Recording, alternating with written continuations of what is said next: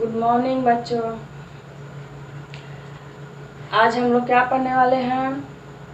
आप लोग कैसे हैं? पढ़ाई कैसे कर रहे हैं? तैयारी वही चल रही है? अच्छे से तैयारी करते रहें। और जो भी वीडियो हम डाल रहे हैं वो लेक्चर वाइज है। सारे लेक्चर को देखते चलें और नोट्स बनाते चलें और उसी के अकॉर्डिंग टू पढ़ाई आगे जारी रखेंगे। इस बार LLB और LLM का एंट्रेंस क्या करना है? क्वालिफाई कर जाना है। इसीलिए मेहनत तो करना पड़ेगा। और हम आपके साथ हैं, इसीलिए जितना हम बता रहे हैं, जैसे हम बता रहे हैं, आप पढ़ते चलिए। 100% रिजल्ट होगा, इसका चिंता ना करें। तो आज हम लोग जो पढ़ने वाले हैं, हम लोग जो लास्ट क्लास में क्या पढ़ रहे थे, जनरल एक्सेप्शन पढ़ रहे थे, साधारण अपवाद पढ़ रहे थे, उसी को आज क्या करेंगे? कंटिन्यू करेंगे, आगे करेंगे। आज हम लोग देखेंगे धारा 77, 78, 79 और 80। क्या है ये धारा? जो हम लोग पिछले क्लास में पढ़े थे, धारा 76 पढ़े थे। धारा 76 के बारे में हम थोड़ा सा आपको रिमाइंड करा देते हैं। धारा 76 में क्या था? तथ्य की भूल क्षम्य था, विधि की भूल क्षम्य नहीं था। अर्थात कि अगर किसी व्यक्ति से किसी तथ्य के बारे में भ्रम हो जाता है तो वो उसकी गलती विधि माफ कर देती है। धारा 76। तो कभी कभी सीधे प्रश्न पूछा जाता है कि धारा 76 क्या चीज़ से संबंधित है? तो तथ्य की भूल से। इस पे हमने आपको लीडिंग केस भी बताया था। आर बनाम प्रिंस का, आर बनाम टाल्सन का, सिराज बनाम डी रुटजेन का केस था। ये सब इस पे इम्पोर्टेंट केस है। तो आप अगर आपने उस वीडियो को नहीं देखा है तो आप उस वीडियो को देख लीजिएगा, उसको समझ लीजिएगा। और हाँ, एक इम्पॉर्टेंट बात कि हम यूट्यूब पे नए हैं, आप लोग से रिक्वेस्ट है कि आप लोग इसको ज़्यादा से ज़्यादा शेयर करें और इसको ज़्यादा से ज़्यादा सब्सक्राइब भी करवाएं, ताकि हमारे सब्सक्राइबर जो हैं जल्दी से इंक्रीज हो सके, ताकि हम आप लोगों को ऑनलाइन पढ़ा सकें, ऑनलाइन क्लास ले सकें।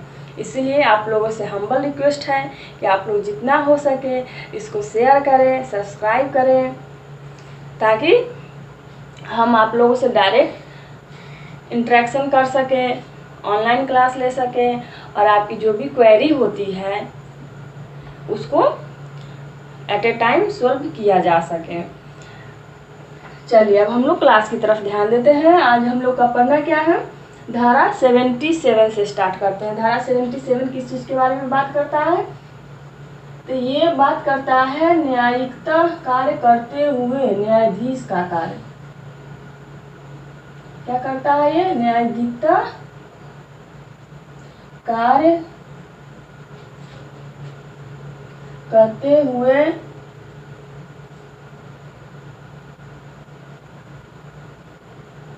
न्यायाधीश का कार्य। धारा 77 इसका टाइटल क्या है? न्यायिकता कार्य करते हुए न्यायाधीश का कार्य। इसका मतलब क्या हुआ कि कोई भी न्यायाधीश है, कोई भी जज है जिसको विधि के द्वारा पावर दिया गया है, क्षेत्राधिकार दिया गया है, और वह उस क्षेत्राधिकार के अनुसार कोई कार्य कर रहा है और उस कार्य के दौरान कोई ऐसी त्रुटि होती है, कोई अनियमितता होता है, तो न्यायाधीश क्या होगा? उसके लिए उत्तरदायी नहीं होगा, वह क्षम्य हो जाएगा। तो विधि ने क्या किया है? धारा 77 के अंतर्गत प्रावधान किया है कि न्यायिकता कार्य करते हुए न्यायाधीश के द्वारा कोई कार्य किया जाता है और उसके दौरान अगर कोई ऐसा कार्य हो जाता है तो उसे अपराध नहीं माना जाएगा, यानी विधि उसे क्षम्य बनाती है और वो क्या हो जाएगी? क्षमा। उस पर कोई एक्शन नहीं ले सकते। यानी आप न्यायाधीश ने न्यायिकता कार्य करते हुए अपनी शक्ति के प्रयोग में कोई निर्णय आदेश दिया है तो आप उसके विरुद्ध वाद संसित नहीं कर सकते हैं, उस पर केस नहीं ला सकते हैं। कहाँ लिखा हुआ है? धारा 77। तो पूछा जाता है कि न्यायाधीश को संरक्षण कौन से धारा में प्रदान किया गया है? अगर कोई न्यायाधीश है, अगर वो गलत निर्णय दे देता है या वो गलत विचारण कर देता है या कोई भी उससे गलती हो जाती है, तो IPC की कौन सी धारा है जो उसको प्रोटेक्शन प्रदान करती है? तो हम लोग को पता होना चाहिए कि वो धारा कौन सी है, धारा 77, धारा 77 है, जिसमें न्यायाधीश को अपना कार्य, जो भी न्यायिकता कार्य वो कर रहा है, उसके लिए संरक्षण प्रदान किया गया है। तो इसमें इतना ही है, इतना बस इतना इम्पोर्टेंट है कि कहाँ संरक्षण है, बस आप उसको याद रखेंगे। अगला धारा है 78। इसमें कहा गया है कि न्यायाधीश के निर्णय या आदेश के अनुसरण में किया गया कार्य, क्या है ये, इसमें कहा गया है न्यायाधीश के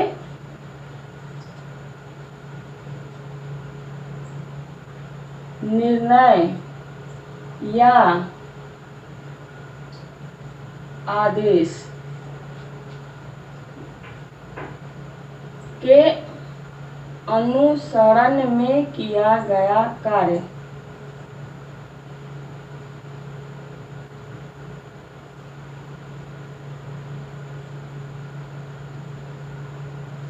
क्या है ये, धारा 78। धारा 78 में क्या प्रावधान है कि कोई न्यायाधीश है, उसने कोई आदेश या निर्णय दिया है, तो उस निर्णय या आदेश के अनुसरण में कोई न्यायालय का ऑफिसर, न्यायालय का कर्मचारी कार्य करता है तो वो उसके लिए उत्तरदायी नहीं होगा। मान लीजिए कि न्यायाधीश ने वारंट जारी किया और उस वारंट के द्वारा पुलिस गिरफ्तार करने गई।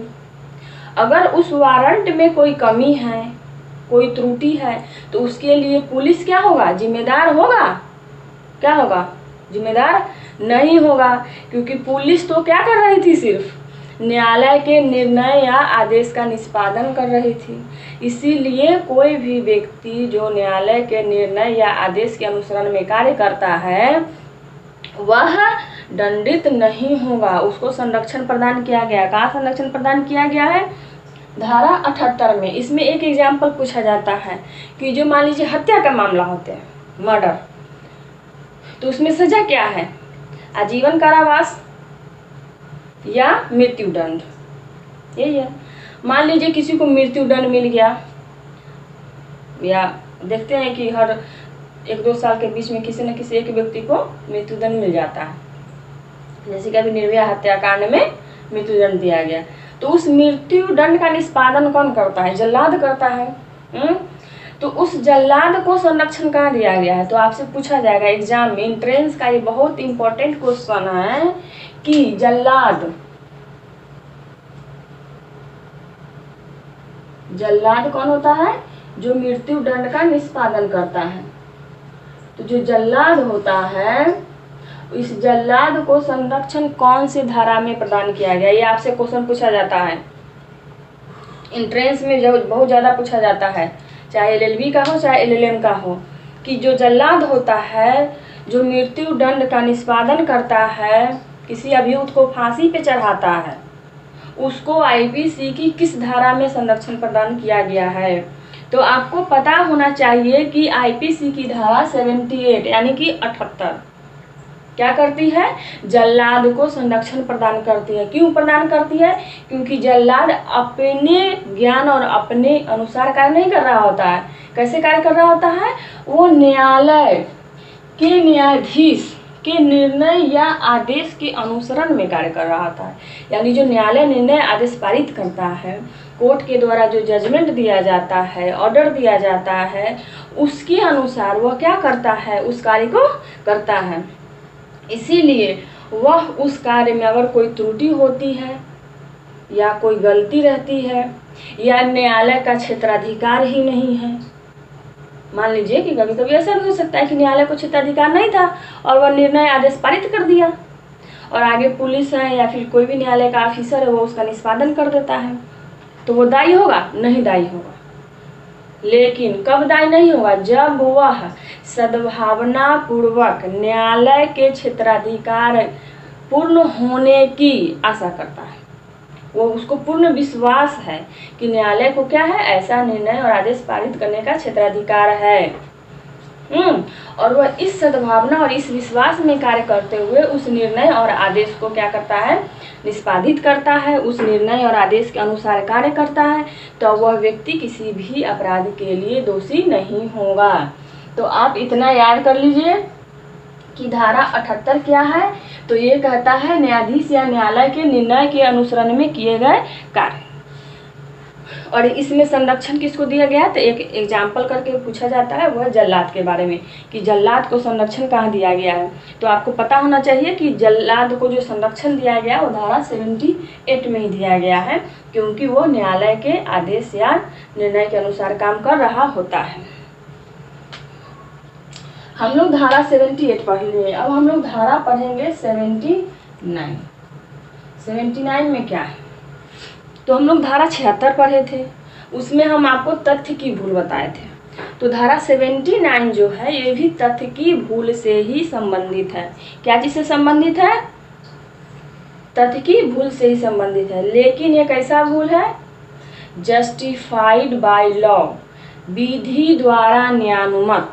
कैसा, विधि द्वारा न्यायानुमत या तथ्य की भूल के कारण स्वयं को विधि द्वारा न्यायानुमत होने का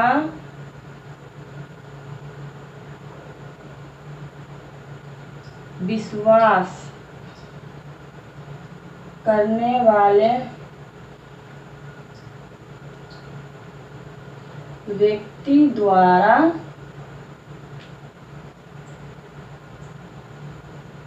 किया गया कार्य।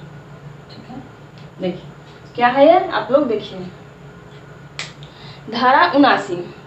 धारा 79 क्या कहती है, धारा 79 क्या कहती है, तो ये कहती है विधि द्वारा न्यायानुमत, यानी कि आपको विधि द्वारा न्यायानुमत यानी कि आप जस्टिफाइड बाय लॉ है। जस्टिफाइड बाय लॉ का मतलब क्या होता है कि कोई काम करने के लिए आपको विधि में वैसा शक्ति दिया गया है और आपका कार्य जो है विधि के अनुसार न्यायानुमत है, युक्ति संगत है, रीजनेबल है।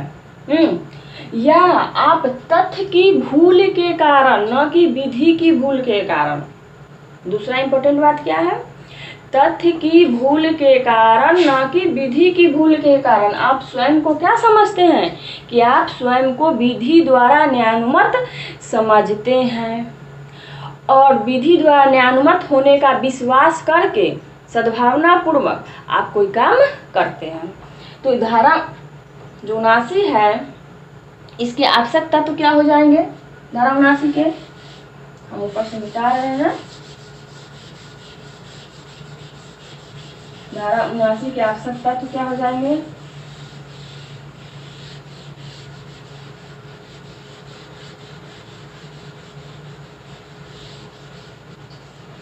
देखिए धारा 79 के आवश्यक तत्व क्या है। पहला तो ये है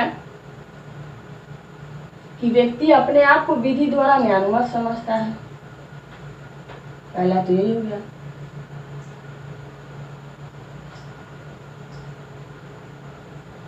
दूसरा हो गया या तथ्य की भूल के कारण,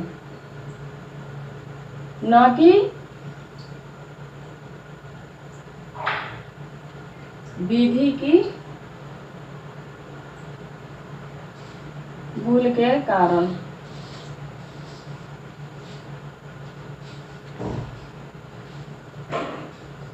स्वयं को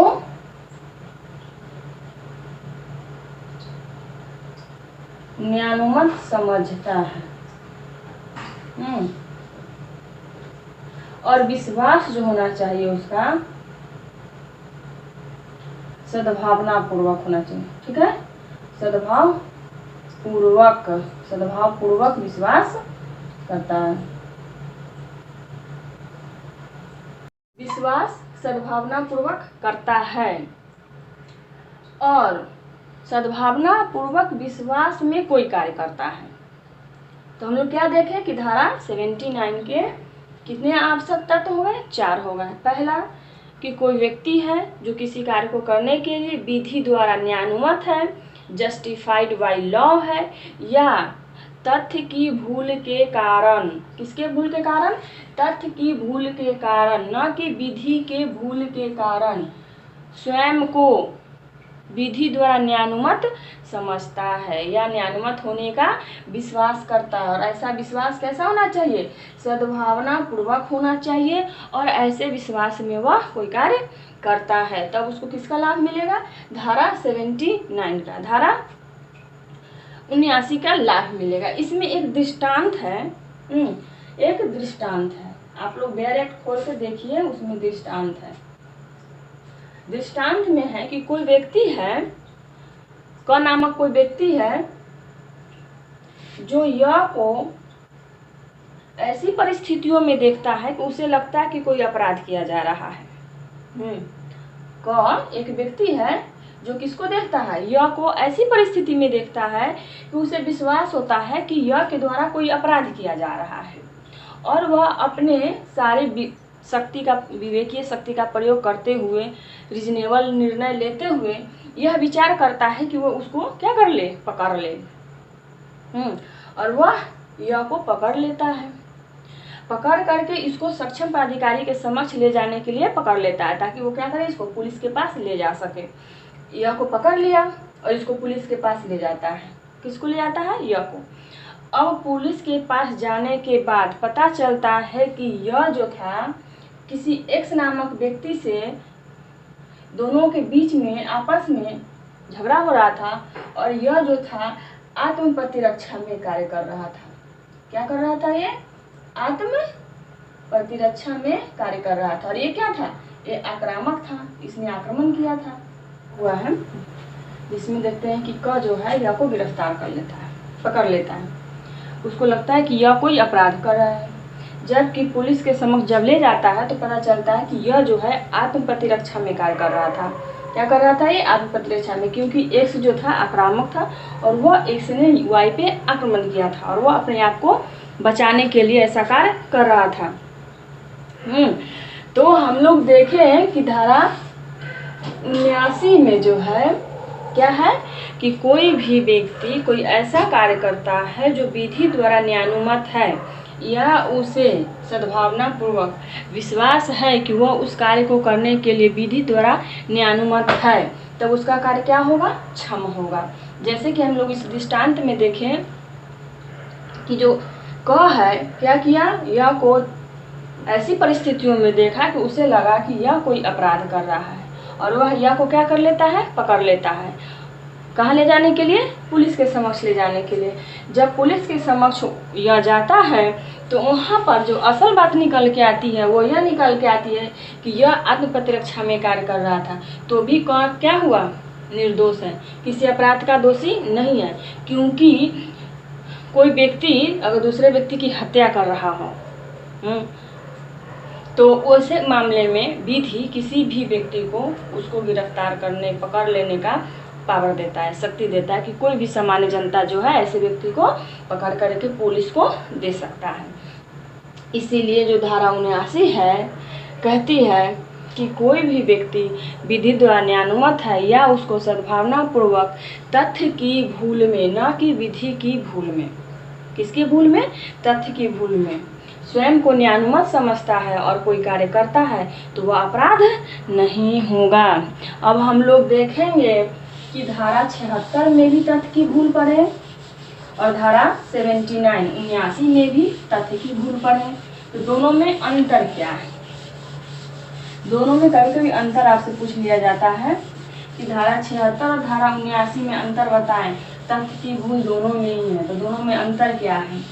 तो हम लोग अंतर देखेंगे तो धारा 76 और धारा 79 में अंतर, तो अंतर इसमें ये है कि ये जो धारा 76 है वो कहता है विधि द्वारा बाध्य, बाउंड ऑफ लॉ। क्या कहता है ये? Bound of law. कौन कहता है? धारा 76। Bound of law, bounded by law.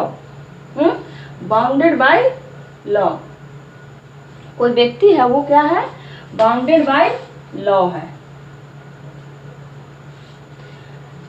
Bounded by law का मतलब क्या हुआ? बाउंडेड बाय लॉ का मतलब हुआ कि वह विधि द्वारा बाध्य है। धारा 76 में हम लोग क्या पढ़े हैं कि विधि द्वारा बाध्य है या स्वयं को विधि द्वारा बाध्य समझता है और ऐसा सद्भावनापूर्वक विश्वास करते हुए तब कार्य करता है। लेकिन धारा 79 में क्या है? यहाँ है जस्टिफाइड बाय लॉ। यहाँ क्या यूज किया गया है? Justified by law. यहाँ क्या है? Justified by law. तो दोनों में अंतर आप समझ लीजिए। इसका हिंदी में जो वर्ड है थोड़ा सा टफ है, लेकिन जो इंग्लिश में वर्ड है वो आपको याद रह जाएगा। धारा 76 के लिए याद कर लीजिए बाउंड बाय लॉ, धारा 79 के लिए याद कर लीजिए जस्टिफाइड बाय लॉ। तो अब हम दोनों में थोड़ा सा आपको एक्सप्लेन करके बताता कि जस्टिफाइड है क्या। जस्टिफाइड का मतलब होता है कि जिसको विधि ने न्यायोन्मत माना है, जिसको विधि ने तर्कसंगत माना है, यानी उसका बचाव आपको विधि के द्वारा ही दिया गया है। कि अगर कुछ परिस्थितियों में कोई व्यक्ति कार्य करता है तो उसको न्याय संगत माना जाएगा, युक्तियुक्त माना जाएगा। धारा 79। जबकि धारा 76 कहता है बाउंड बाय लॉ, यानी कि वो विधि द्वारा बाध्य है, यानी कि उस काम को करने के लिए विधि ने उसके ऊपर कर्तव्य और दायित्व क्या किया है? इम्पोज किया है, आरोपित किया, यानी उसका दायित्व है, कर्तव्य है कि वो उस कार्य को करे। जैसे एक पुलिस है, उसका कर्तव्य क्या है? जनता की सुरक्षा करना। अगर वो उस कार्य को नहीं करता है तो क्या है? उसका ऑब्लिगेशन क्या है? अपने कार्य का क्या कर रहा है? वो उल्लंघन कर रहा है, उसके लिए उसको सजा हो जाएगी। तो धारा 76 जो है वो कहता है बाउंड बाय लॉ, यानी आप विधि के द्वारा उस कार्य को करने के लिए बाध्य। जैसे न्यायाधीश है तो वो निर्णय जजमेंट करने के लिए बाध्य है। कोई टीचर है, अगर प्रोफेसर है इस कॉलेज का तो वो पढ़ाने के लिए बाध्य है, तो उसको बोलते हैं बाउंड बाय लॉ। दूसरा है जस्टिफाइड बाय लॉ। इसका मतलब होता है कि आपका कार्य जो है विधि द्वारा बाध्य नहीं है, लेकिन विधि ने उस कार्य को युक्ति संगत माना है, तर्क संगत माना है। यह उस कार्य को अगर आपने किया तो वो उसके लिए बचाव दिया है। तो ये किसी भी व्यक्ति द्वारा, एनी पर्सन ऑफ इंडिया या कोई भी एनी पर्सन हो, कोई भी व्यक्ति हो, उसके द्वारा ये कार्य किया जा सकता है जस्टिफाइड बाय लॉ। ठीक है। तो धारा 76 धारा 79 में यही अंतर है कि यहाँ पे बाउंड बाय लॉ है, यहाँ पे जस्टिफाइड बाय लॉ है। आप इसी वर्ड को याद रखेंगे। अगर पूछा जाता है अंतर क्या है, इंट्रेंस में पूछा जा सकता है, तो आप धारा 79 के लिए याद रखेंगे कि जब भी धारा 79 पूछा जाएगा तो आप उसमें यही वर्ड खोजेंगे जस्टिफाइड बाय लॉ। और धारा 76 आएगा तो वहाँ पे आप खोजेंगे बाउंड बाय लॉ। और अन्य बातें जो है दोनों में समान है, तथ्य की भूल इसमें भी है, तथ्य की भूल इसमें भी है। हो गया कंप्लीट। चलिए, अगर मान लीजिए कोई कन्फ्यूजन हो तो आप कमेंट करके हमको बता सकते हैं। हम सारे बच्चों का कमेंट रीड करते हैं, इसीलिए आप लोग अच्छे से पढ़ें। अगर कोई प्रॉब्लम हो या कोई दिक्कत आ रहा हो समझने में, या कोई पॉइंट ऐसा लग रहा है जो हमको नहीं समझ में आया, तो आप कमेंट करिएगा, मैं उसको अगले क्लास में समझा दूंगी। और एक बात, आप लोग इसको ज़्यादा से ज़्यादा सब्सक्राइब करें, इसको ज़्यादा से ज़्यादा शेयर करें, ताकि हमारा चैनल जो है ज़्यादा तेज़ी से आगे बच्चों तक बढ़े और हम आप लोगों के साथ ऑनलाइन लाइव क्लास में डायरेक्ट इंटरेक्शन कर सके और आपकी समस्याओं का समाधान तुरंत मिल सके। इसके लिए ज़रूरी है कि आप इसको क्या करें।